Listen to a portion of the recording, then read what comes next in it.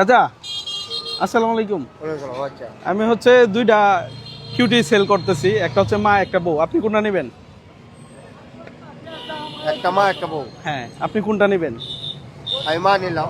মা নিলে আপনার সারাদিনের ইনকাম আমাকে দিতে হবে, পারবেন? এর বিনিময়ে কিছু পাইলে পাইতেও পারেন। এইটা কোনটাতে করতেছেন আপনার, আমি একটা বুঝি পাই না।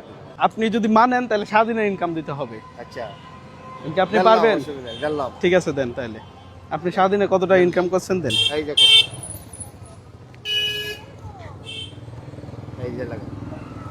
আমরা প্রথম এটমেই একজন কাস্টমার পাইলাম যে কিনা 330 টাকা। আপনি 330 টাকা আজকে মারছেন, জি জি। তো 330 টাকা পাইলাম।